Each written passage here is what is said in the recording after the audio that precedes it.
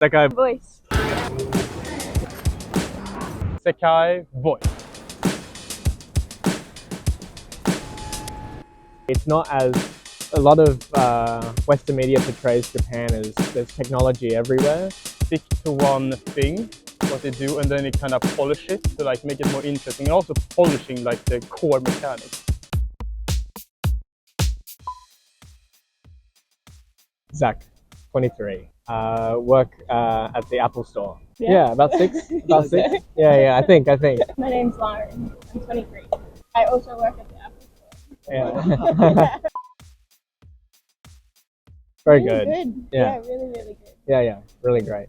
I really love Japan. There's always something happening. There's always something to do, something to see. We went to Shibuya. Shibuya was great.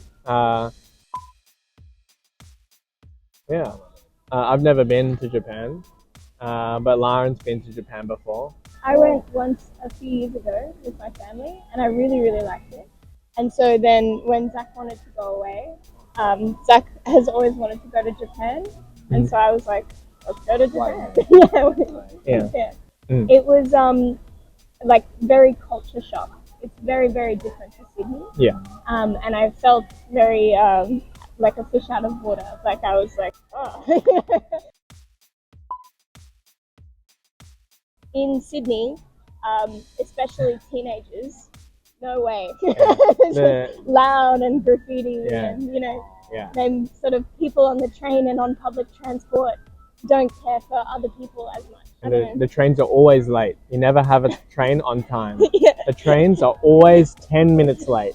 In Sydney. Yeah, and between each train you're waiting 15, 20 minutes. Yeah, and there's kids that are loud and yelling and running around on the train. Yeah, so I like Japan's more respectful and better organized. In Sydney, the car traffic is so bad all the time. Yeah, really bad. I really like it. I think we're quite lucky to be in Australia. Of a lot of Western countries, Australia is a nice place to be, but it gets very hot. People are often worried about, the animals, the spiders and the snakes. Not so much. I quite like it. We're very relaxed. Unlike America, we're a bit more humble.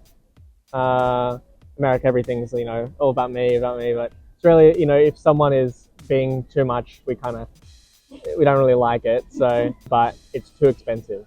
It's far too expensive. Very expensive, yeah. Far too expensive. Rent costs too much, food's too much, everything costs too much. Bushfires? Yeah, in summer it can get very hot and bushfires can happen in the country. In terms of... was it 2020? Was it the 2019 summer? Yeah, the 2019 summer was very warm and we had the huge bushfires. It's likely to happen again, this coming summer. It's getting hotter and hotter and the bushfires. But I wouldn't worry as tourists or even in the city. It doesn't really matter. It's just the air quality kind of gets bad. I think it's quite safe for tourists as well. Yeah, I feel Australians are very accommodating. And we're very happy to help. So if you don't speak English, we're very happy to help out. I think especially in the main city, but if you go a little bit further out, people can be a bit more, if you go further out from the city. In the country, it's very conservative. Yeah. In the city, very progressive.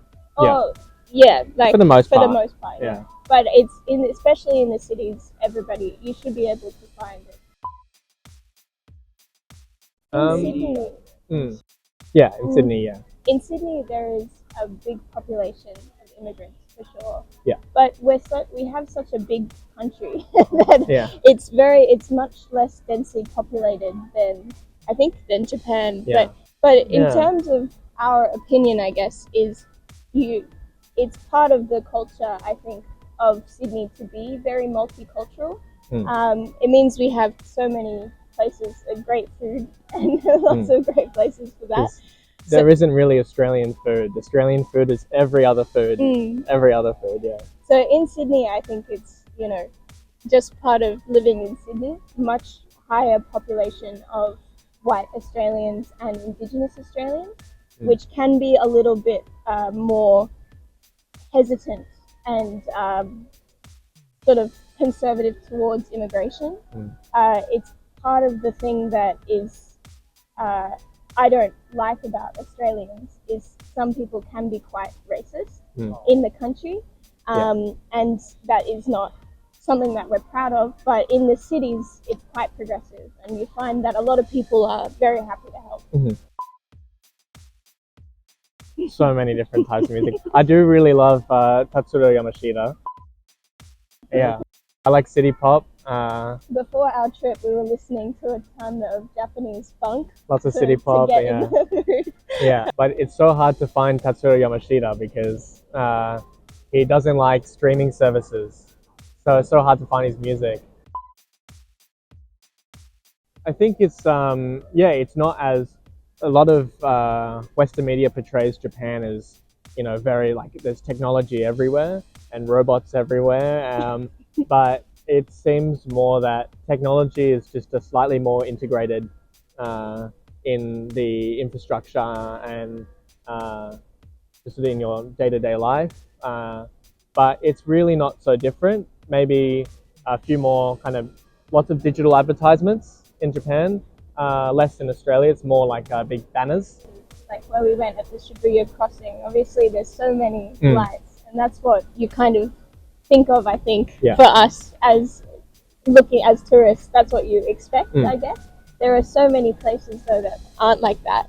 I remembered for something about coming to Sydney, like you use credit cards and savings cards for everything, like Apple Pay or like almost Pay, no cash. Almost no cash, and a lot of places will only take cards now. Yeah. Because I was surprised coming here how many places still take cash, like or only take cash.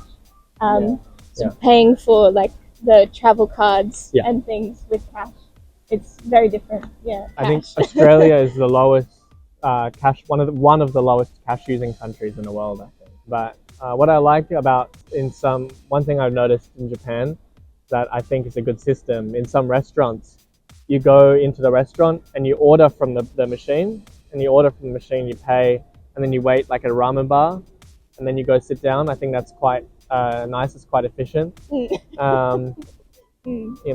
don't have anything like that. We have lots of, it's getting kind of more common. Considering it's very different, you don't want to diminish Japanese culture, with too many English things everywhere. So I think it's quite a nice balance. Because of technology, you can have translators on my camera. So with your phone, I can translate any sign now, which makes it easier. And it takes the stress off of Japan to accommodate to English speakers as well. Convenience store culture is very different to Australia. The convenience store culture is really nice and very convenient. Whereas in Australia, the convenience store is usually very expensive and not much selection and no fresh food. Here, the onigiri is great. We need more onigiri like that in Australia. Anime and Japanese film is very international these days. Like very mainstream animes like Death Note and I don't know, My Hero Academia, and of course then the films, the Studio Ghibli films. I think that what is so attractive about those films, especially about the like Spirited Away and Howl's Moving Castle, is they are very an insight into little things of Japanese culture and aesthetic, and how the music is very beautiful. I think I don't really know too much about old like feudal Japan and sort of the history of Japan, but I know that is quite the sort of samurai culture and all those sorts of things are very, very popular. but perhaps that could be something to push. I feel like the culture and the history of a country is such a beautiful way to bring people to the place. Erik Osana. I'm 28. I own my own company. I'm a game creator. Right now I'm more like the admin, so I'm taking care of the company. But I also do some design. But I also know programming, but I haven't had time so much to do programming. So now it's only like paperwork and design. I wouldn't say very rich yet. Yeah, I was on a conference called TGC, and now we just spend some time after the conference as well to just discover the Japanese culture and take photos on like the beautiful scenery to get more inspiration for like forms and stuff, because we do a lot of modeling and like level design, so it's nice to have a good reference point of how nature looks in different places. We have a lot of fans in Japan for our game already. It's kind of become like really big in the streaming industry. Oh yeah, I think the interesting thing with the Japanese, or what I've seen from the Japanese game market, is that they kind of stick to one thing, what they do, and then they kind of polish it. For example, a lot of franchises, they continue working on the same kind of formula, but then they kind of by time add small stuff into it to like make it more interesting, and also polishing like the core mechanics. You can see that, for example, in all the 3D Marios, or for example how they did with Zelda, like the 3D Zelda. We had like Ocarina of Time, that was like kind of like a Metroidvania open world, but it wasn't like super open world, but still had kind of the same core mechanics of how you move around and stuff. So I think Japan is really good at polishing, make really polished games. They kind of follow the same formula. You can see in like all the Pokemon games, for example, it is the same formula. It's just added new stuff to make it more interesting, and also like try to polish it as much as possible. And like now, what I think like what have happened like the recent years is that they start to push themselves out of their comfort zone, and that's what you can really see in both Pokemon and, for example, the ones that make Zelda, because they're taking it to they're kind of moving into uncharted territory. For example, for Pokemon, it's like they went from 2D to 3D, and they have never worked in 3D before in that kind of scale and like open world stuff. So that was a really new challenge for them, for example. That was like a completely new territory. Well, it wasn't really the worst, because that's kind of what they did with the really late games, like the old games, like in the 80s and 90s. Oh yeah, I love the Japanese nature. Yeah, like I realized the most fun things I have right now, or I feel when I'm in Tokyo, is just to travel to different places and try to find parks, and then just go around the parks and like watch how the nature, because the nature is pretty different to Sweden. Yeah, it is beautiful in its own way. Like a big thing I realized is, for example, the trees here are kind of different, because they're, when I go to the parks, it's like all the leaves are kind of like a mushroom. So it's like in Sweden, it's like if you go into the forest, it's pretty dense. Like you see leaves and trees all over the place. But like when you go, at least at the parks, you have like, it becomes like the trees are like umbrella over the whole park. And then when you go between the trees, it's kind of like, we call it free space. And that creates a really interesting kind of atmosphere. Kind of open. I really like it. And then when the sunshine like shines between the leaves, it's beautiful. Something I really like with Tokyo that I realized is that it's such a huge city. But during the days, at least during the days, it's so quiet compared to other cities, like in Sweden, for example. And I really like that, because so then you have like a calm mind, because you don't have like this constant sound that is like blurring everything. And I really love that. I really like the food culture here.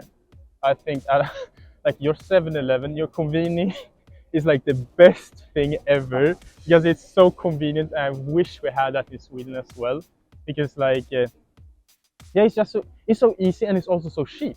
It's kind of like the same prices as I would cook at home in Sweden.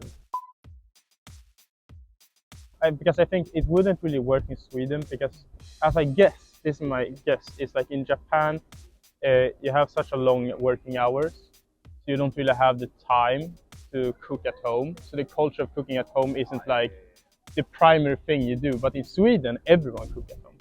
Like majority of the people cook out. It's like that's kind of our kind of traditional thing to do. And I think that's why it wouldn't work in Sweden, because people would really cook at home than actually go and eat outside. I think the only uncomfortable is like that you would, for example, go against a rule that you doesn't know about, that you don't have no idea about. For example, because in Sweden, like if you find if you need to charge a phone and you find like a plug-in, then you can just charge it everywhere. But here in Japan, when I did it, and the waitress came and said, "No, you can't do that," and I had no idea about that. Exactly, and like I have absolutely no problem with that. It's just I think the only uncomfortable thing is that it feels, after I knew that, it seems like it maybe exists a lot of more rules I have no idea about, and then it's like I need to like read up about them. I would say try to take your time and visit a lot of parks, and just go around between the different places, because I think the interesting thing with Tokyo is like if you watch all the building, how it's structured, it's so many different kind of like structures and shapes. So for me, it's super interesting to just walk in different alleys, because it's super safe as well.